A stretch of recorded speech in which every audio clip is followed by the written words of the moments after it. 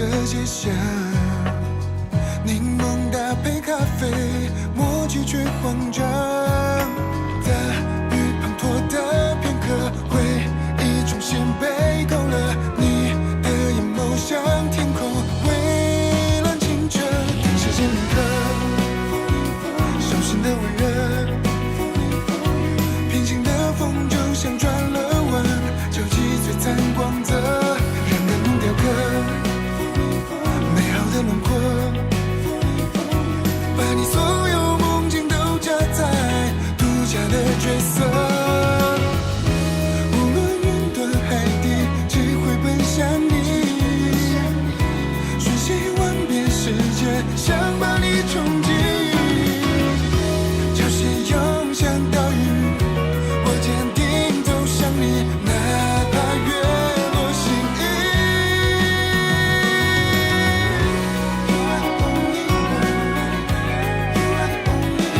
生命镶嵌了幸福彩虹，上演最美的窗口。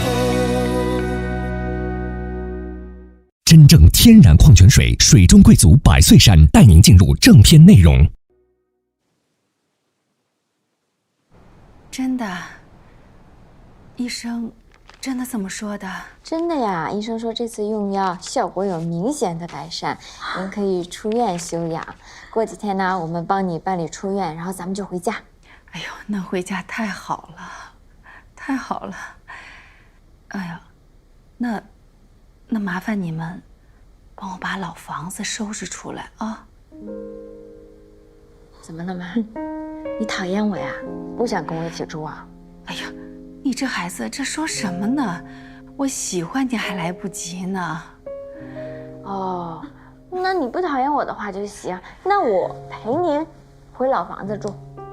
这怎么可以呀？你们这刚结婚的小夫妻，我怎么能让你陪我呢？怎么不行呀？你看你不愿意跟我们一起住，那说明你肯定讨厌哪个人吧？那不是我的话，肯定是他啦。反正呢，我们不会勉强你，但是又不能让你一个人住，所以只能我陪着你了。不是啊，小宁，我不是这个意思，我是不是这个意思呀？哦，那咱们就回家住吧，就这么说定了。你这小脑袋瓜啊，心思全用在妈妈身上了。逗你玩玩嘛，高兴一下，回家住啊，说好了。静静，哎呦，静静来了。哎，小鸡，怎么样啊？挺好的，挺好的。给你炖的蘑菇汤啊。哎，本来想炖个鸡汤，鸡都买了，他不让炖。哎，亲家这免阻液化，不能补雌激素，你还弄鸡汤，你这胡来是不是啊？喝鸡汤啊，能补雌激素那是伪科学，而且啊，那叫免疫阻化，不叫免阻液化啊。你听懂了没有？哎呀，你们这隔三差五的来给我送吃的，我胃呀是真享福，潇洒得很。你看这吃的滚圆的。我跟你说啊，今天不只有吃的，给你带个好东西来。啊，这个是我新买的啊，沙三国，你看看。三国杀。杀三国，杀三国啊！天王老子来了，今天他又叫杀三国。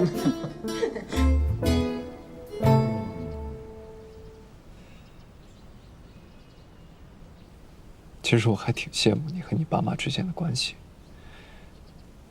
我跟我妈，其实，在咱们俩好之前啊，我们俩之间的关系比现在还要糟糕。之前我有3年的留学经历，直到去年，因为她生病了，才回到了京城。其实我妈一直就觉得她不太了解我，我也一样，我也不知道该怎么跟她亲近。还来得及。等他妈出院了以后，你多花些时间陪陪她。她现在身体一天比一天好，就是老天给你的机会，你要抓住这次机会，别给自己留遗憾就好。听明白了。您好，厉害啊！周洋酒店可是块硬骨头，江总走之前一直惦记这事儿，没想到你刚接触合同这不到1个月就拿下了。运气成分在，主要是靠大家一起的努力。师哥，你太谦虚了，所有人都知道那个老板有多难搞，你这么快就能搞定，那肯定是个人业绩。小唐，咱们在银行工作呀，还是尽量不要议论客户，尤其是不能给他们贴标签。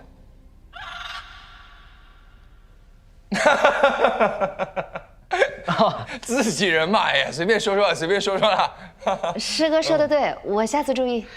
哎，领导，那谈这么大个业务，晚上是不是得搞点庆功宴？哎，择日不如撞日，就今晚。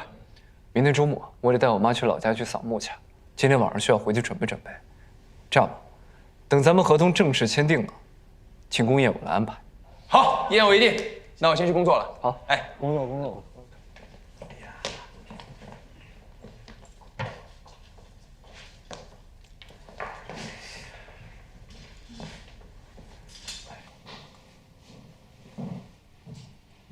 师哥，小唐，我说过在咱们公司。季总，我刚刚太着急了，忘了，我下次注意。找我有事儿呢？我们上次去医院看阿姨了，但我问了医院，说现在护工都是1对2的，我觉得可能会对阿姨照顾不周。要不我有一个朋友，他刚好是开护理医院的，我们帮阿姨请一个吧。啊，我可以要折扣，价格比医院便宜了不少。谢谢你的好意，我妈很满意现在的护工，她不需要，谢谢啊。那要不这样，从今天开始，我每天下班之后，去医院陪阿姨聊聊天。我其实本来是想直接去的，但是我怕你会觉得我是因为工作的关系故意接近阿姨。我其实就是觉得阿姨年纪大了，挺孤单的。你工作忙，我替你去。谢谢你的好意，没这个必要了。为什么呀？我觉得我跟阿姨挺聊得来的，而且当妈妈的，如果看到孩子身边有合适的人出现，她应该也会放心吧。该说的我都已经说了，真的不需要。而且现在是上班时间，先回去忙忙。你明明知道我对你是什么感觉。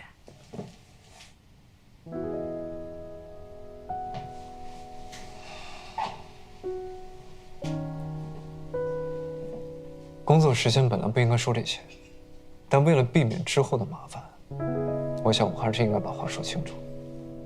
我有喜欢的人，我们没有可能。是谁啊？季总，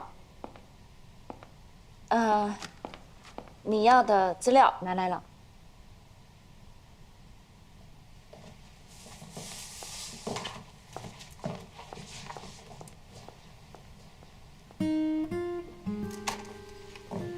听到了？态度很坚决，表现不错。还给我。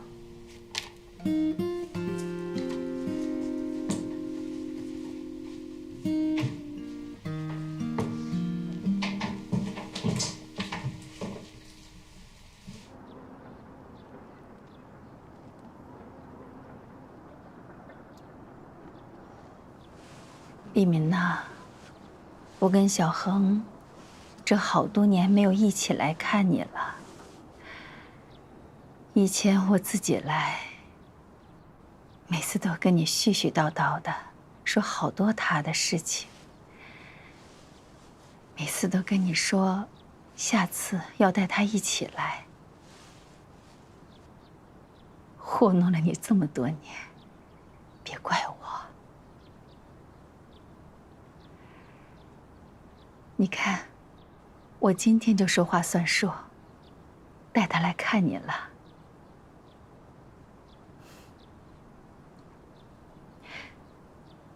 小宁，来，让爸爸看看。丽民啊，这是我们儿媳妇，小宁。小宁人好看，心眼儿好。是个好孩子，有他陪着小恒，我们都可以放心的。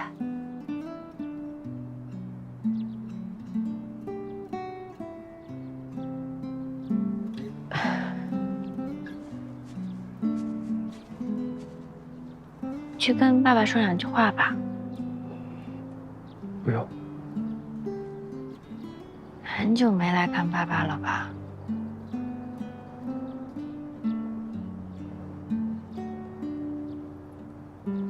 去吧。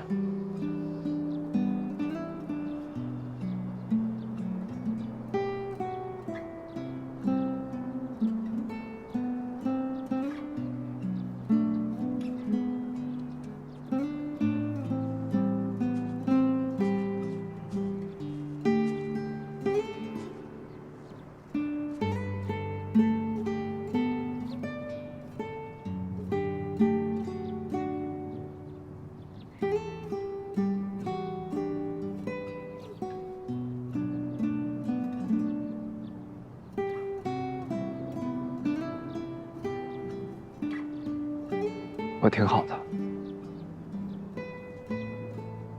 妈也很好。我们之后会常来看你的。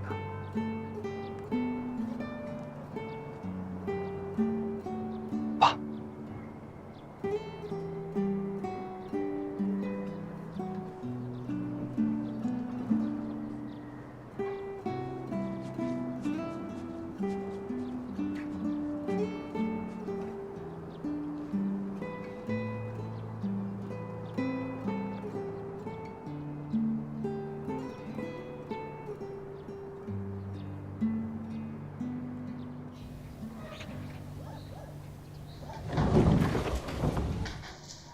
慢点啊！这太久没回来了，咱们收拾收拾，今天晚上将就一晚。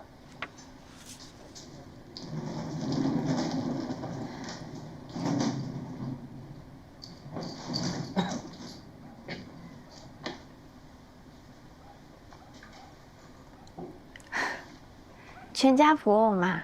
那是小恒8岁生日的时候拍的，在院子里拍的。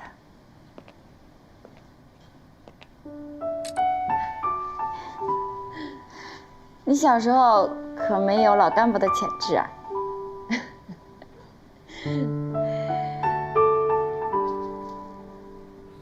妈，你这饺子馅弄得可真香啊！我离这么老远都能闻着香味儿，怪不得于恒喜欢呢。那配料都给你了，过程你也都拍了，你那么聪明，琢磨2次就会了。你包的他肯定更喜欢。我可没这个自信。您刚才不是说吗？他小时候吃2口，就哪怕是少放了2滴香油都能吃出来。啊，我肯定不行。那会儿啊，我只要一包饺子，他就招呼玩得好的朋友到家里来吃。全是男孩，那都是长身体的时候。我这饺子一出锅，一眨眼就没了。然后他们就说他个子高啊，都是让饺子给催的。他初中的时候啊，那个头在班上是数1数2的。那会儿爱打球，每天放学呢，都要打那么1、2个小时，运动量大了，人就不容易胖了。有一段时间看着呀，就跟营养不良一样。他自己照照镜子还说呢：“哦，我怎么像个豆芽菜？”妈，我听您说他小时候感觉很逗很可爱，跟现在好像不是一个人。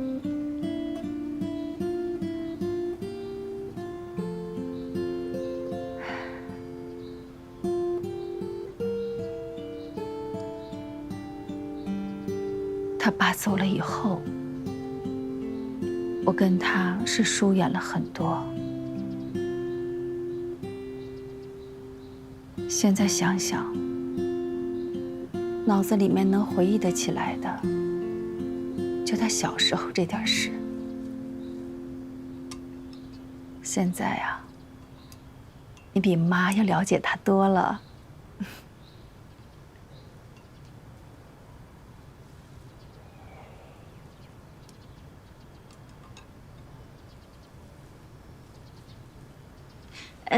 妈，你看这个包的还可以吧？这个还行。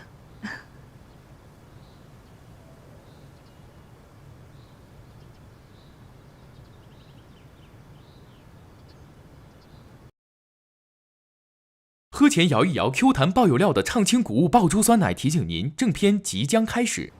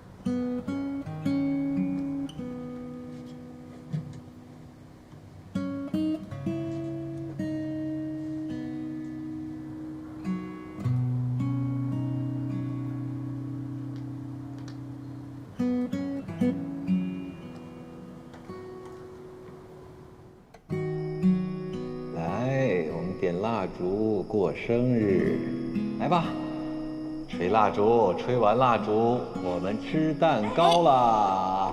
好，这还没许愿呢，怎么就吹蜡烛了？你们这爷俩真是的。那我现在就许，我希望我能天天吃到妈妈包的饺子。哎呦，天天让妈妈包饺子，那不把妈妈累坏了？咱们换一个好不好？那我希望爸爸妈妈能长命百岁，我们一家永远生活在一起。哟，这个愿望好啊！哎呀，那这个愿望就一定要心想事成，对不对？来，我们拍张照。来，来，一航，笑呀！来，生日快乐！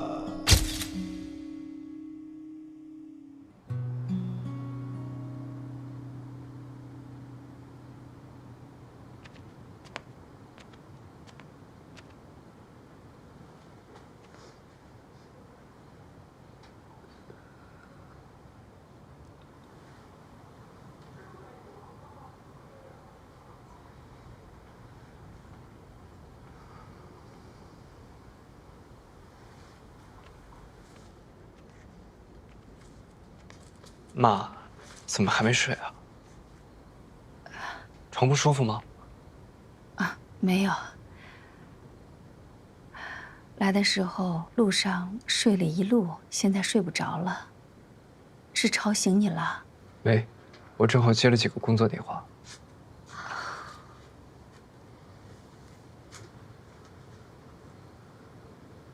这是你爸爸留下来的东西。睡不着，拿出来看看。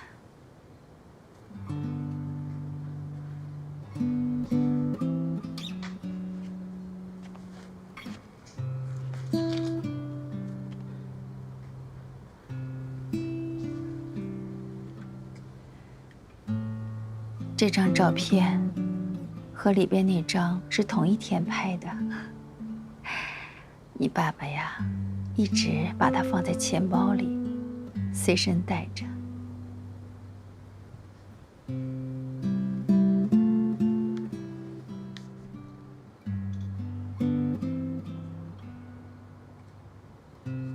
这是我们说起去云南的事儿之前，我先许了一个愿，我说我想每天都能吃到妈妈包的饺子。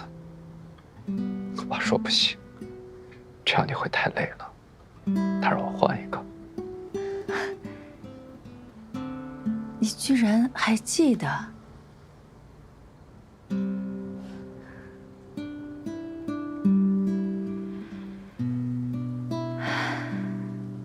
那时候我们一家人多好啊！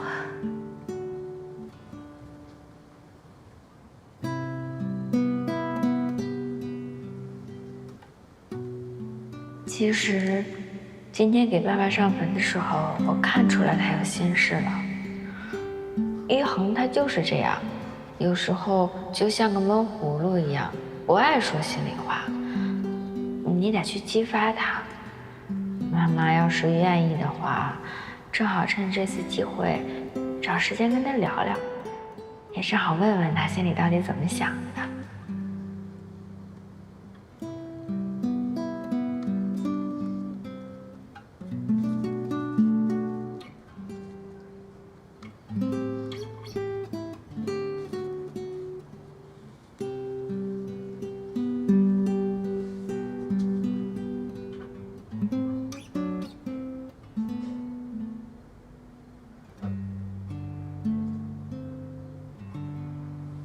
小恒，有句话，妈妈一直想问你：你爸爸去世那会儿，你心里是不是特别怪我们？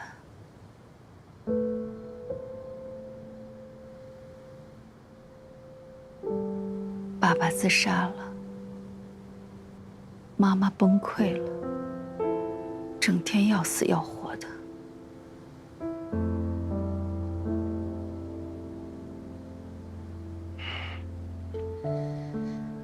都过去了吗？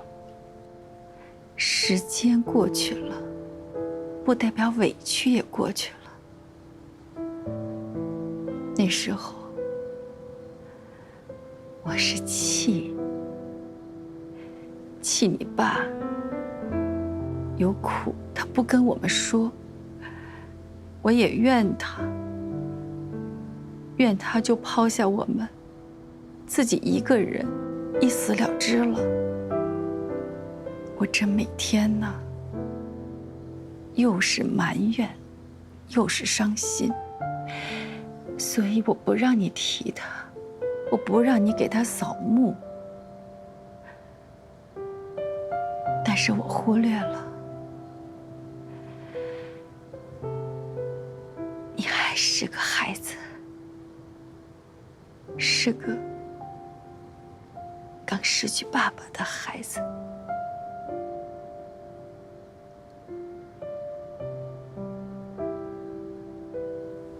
那会儿你又要学习，又要照顾妈妈，还要面对大家对你爸的那些议论。那么多的苦，你就一个人承受下来。我今天扫墓的时候，我看见你，当着我的面，都不知道用什么样的态度跟你爸说话，都是因为当年我。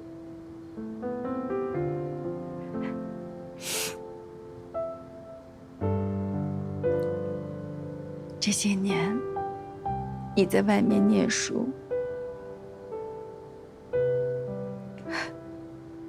可是除了饺子，我都不知道你还爱吃什么，我也不知道你喜欢什么，也不知道你遇到过什么困难，你是怎么扛过来的。别人都说你好独立，但是妈妈知道你是因为没有依靠。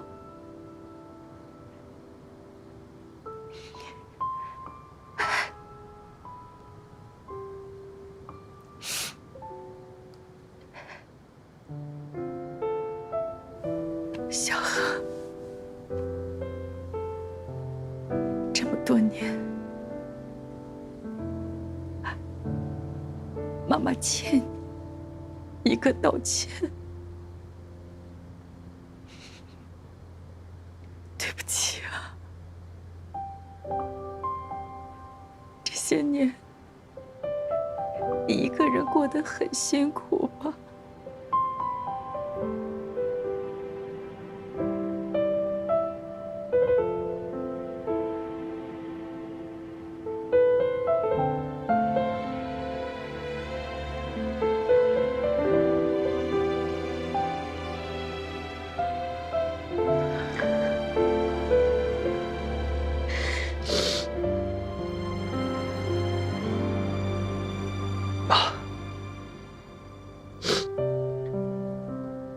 不用跟我说抱歉的，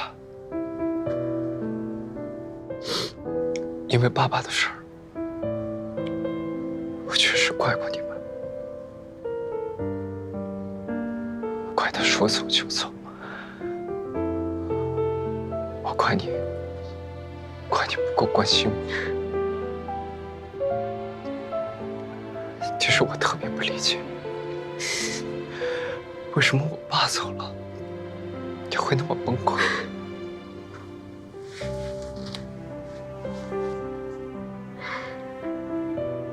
直到后来我遇到了小宁，我才知道真正相爱的人，可能真的离不开对方。你要不是因为我，可能也去找爸爸了吧。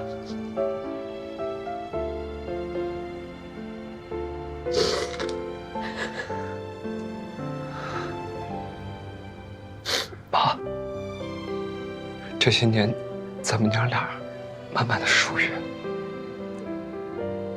是因为我没有给你这个机会。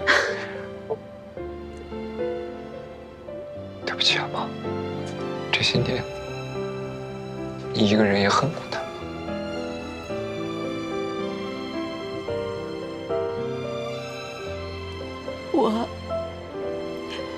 我努力的成为你们的依靠，咱们一起把逝去的时光找回来。一定会的，妈。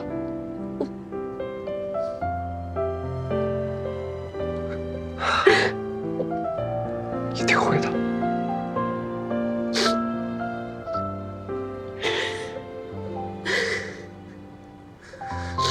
一定会。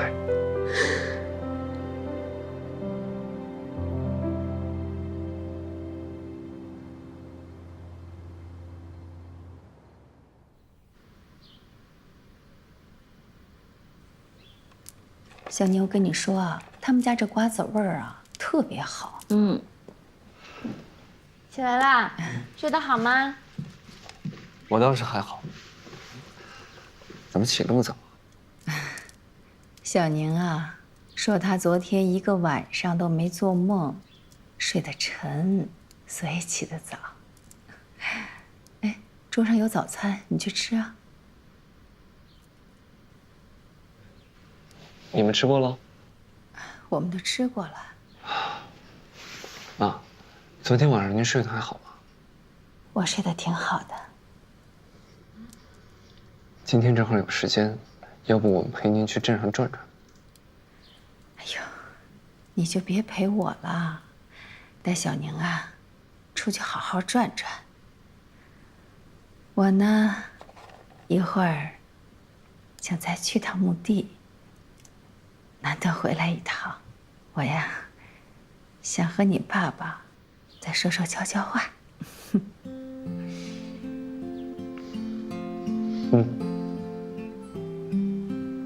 让他带你好好转转啊。好。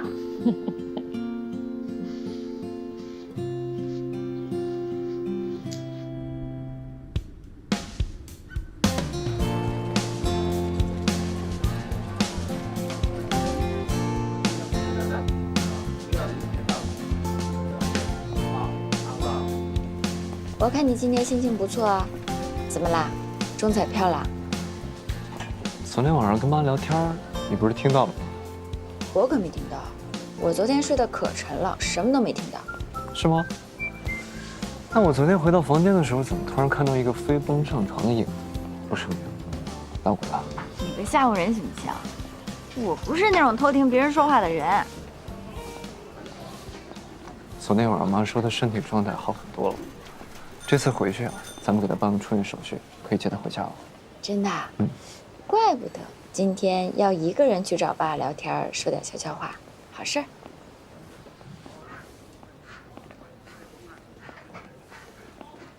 是不是想问，我爸当年到底发生了什么？我是想问，但是你说不说都行。我知道这是你心里的一个伤疤。等你想说的时候我再听。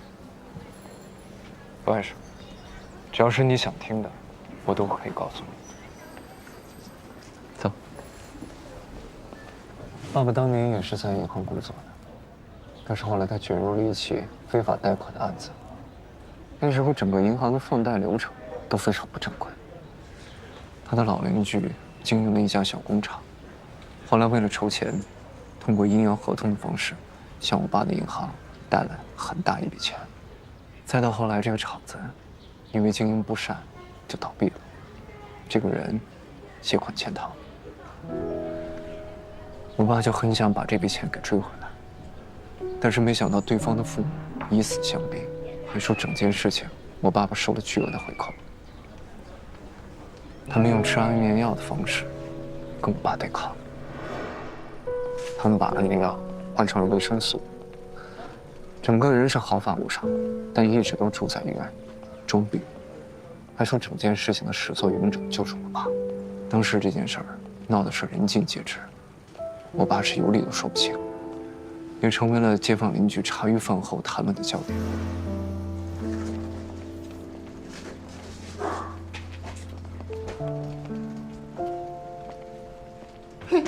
小韩，不好了，不好了，你爸爸出事了，身上全是血呀！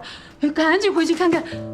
我不记得那天我跑了多远，也不记得那天跑了多久，我只能记得那天我跑到医院的时候，我妈的哭喊声。我爸是个自尊心很强的人，还特别想要证明自己的清白。于是春天的一个傍晚，他选择了跳楼。他选择了用自杀的方式，洗刷了自己的冤屈。但是他走了以后，我妈她崩溃了。在很长的一段时间里，我妈都处在崩溃的边缘，根本就没有办法正常的过日子。所以我们在天坛见面那次，就是那个时期。是。那时候我感觉全校的同学好像都在议论，应该说是鄙夷我吧。所以那段时间我经常一个人去天台，什么都不做，就坐在那里，看着远方。我也不知道未来的路到底应该怎么走。在天台上看着晚霞，就像是那天我爸自杀的时候那样。其实我特别希望这是一场梦。放学回到家，我爸我妈能够说说笑笑的去迎接我。结果还被我误会了，我以为你要跳楼。不瞒你说，那时候有过这个想法，但是一想到我妈那么崩溃，我知道我不能那么做。所以那段想死又不能死的日子，是我人生当中最灰暗的一刻。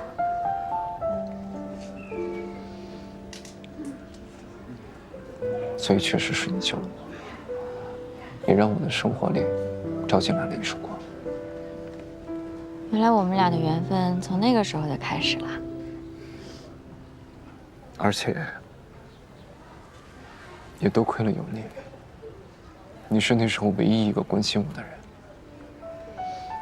这么多年都过去了，我确实应该跟你说声谢谢的。谢什么？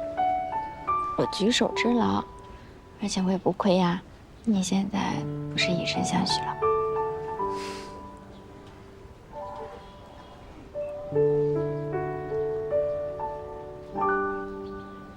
再到后来，我就立志，想要到内控合规部工作，多少也是受了我爸的影响。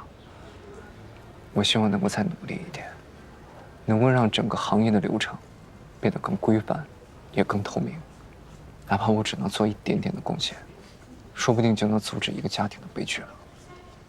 所以，你从高中的时候就已经做好这个决定了。只是我觉得很可惜，爸爸他并没有看到我进到银行系统，也没能看到我从内控到了业务口，更没能亲眼见到他的儿媳妇儿。这个娃娃真可爱。对，这个应该放到房间里摆起来。是挺可爱的。我想到一个地方，带你去。好。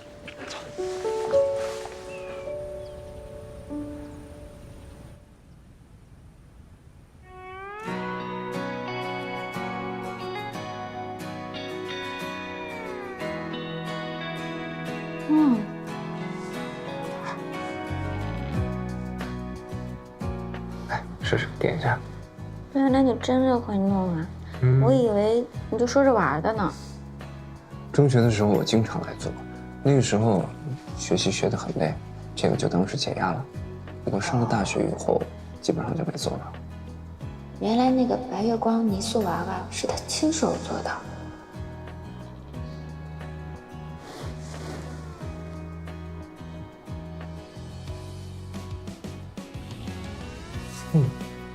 真不错。其实我们这个镇上啊，最有名的就是手工艺制品，玻璃、泥塑、藤编。哦，这家店的老板呀是我表姨，小的时候我妈经常带我来。那你干嘛要去银行工作呀？这么好的手艺，不是浪费了吗？好好培养培养，说不定还能成为一个艺术家呢。小脑袋听这个想什么？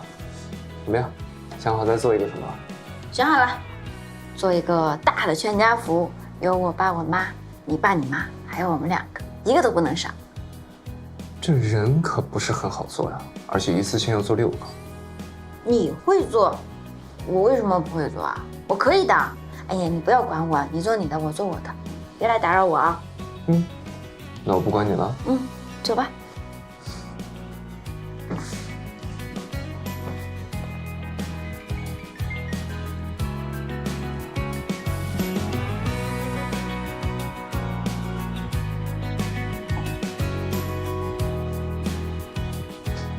做的怎么样了？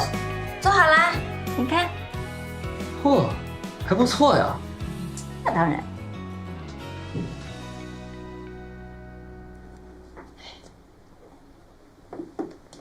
谢谢表姨。不客气，拿回家放在不容易碰到的地方摆好，避免阳光直晒啊。好。以后啊，这也是你的老家了，有空啊，多跟你的婆婆回到镇上逛逛。哎呀，这些年啊，年轻人一个个走出去，就剩我们这些老东西了。对了，表姨，对过那家做玻璃的兄弟去哪儿了？他们去年啊，飞黄腾达到市里开公司了，专做家装落地玻璃。听他爸妈说，2兄弟啊，计划今年把公司翻一翻，做大公司呢。啊，做大公司啊？表姨，你方便把他们的电话给我吗？哦，他想做大公司需要资金吧？如果要贷款的话，可以来找我。真会把握机会啊！这是职业敏感度。有什么不方便的？一个镇上的自家人，回头我把号码发给你啊。谢谢表姨。这孩子真是客气。付钱呀？哦。哎，我可不要啊！小恒难得回来一趟，我可不能收他的钱啊。小恒啊，以后啊多带妈妈回来，让我们老姐妹啊有机会聊聊天就行了。行，没问题。那我就谢谢表姨了。哎呀，客气啥？好，那我们走了。哎，表姨再见。走了，表姨。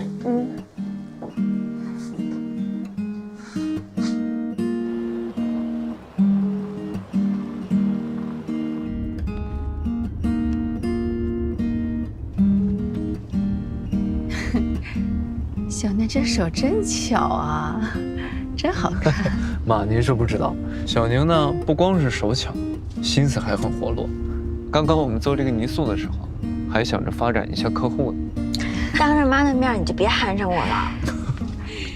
没关系，我呀就这么坐着，看看夕阳，吹吹晚风，再听你们呀聊天逗趣，开心着呢。妈，等有时间咱们自驾游北上，去大草原吧，你肯定喜欢。好啊。身体养得差不多了，咱们呐，叫上你爸爸妈妈，咱们一家人出去自驾游去。啊。哎，要不我去学个车吧？我现在这个年龄还能学吗？当然可以了吧。那我陪妈练车。好。哦，对了，妈，明天玉恒要出差2到3天，签一个合同。等他回来了以后，我们就去医院接您回家，正式回家了。太好了。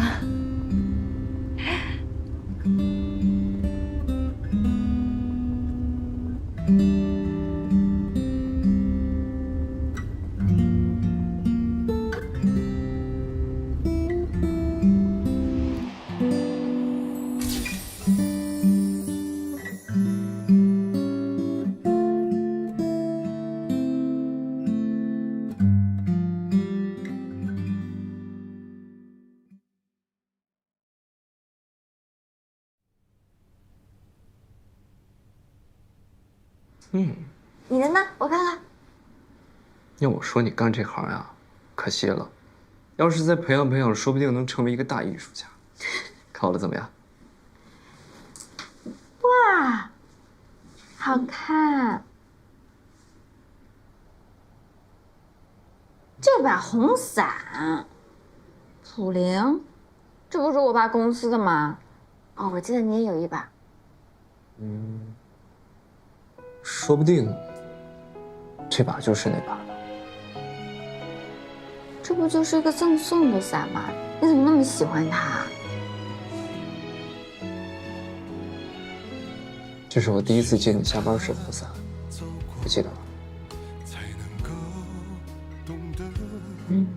记得，当然要记得。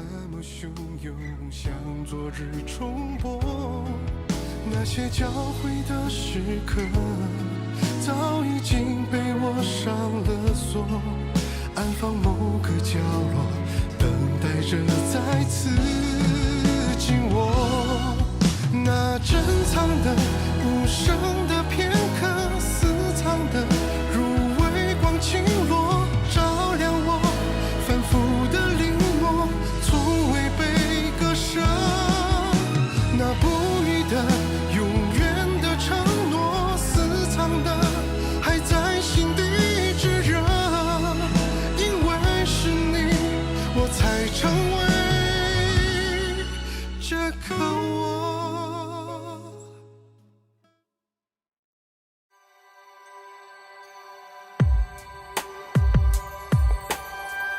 夜色吞没黄花，只剩影子紧跟，你是那盏灯。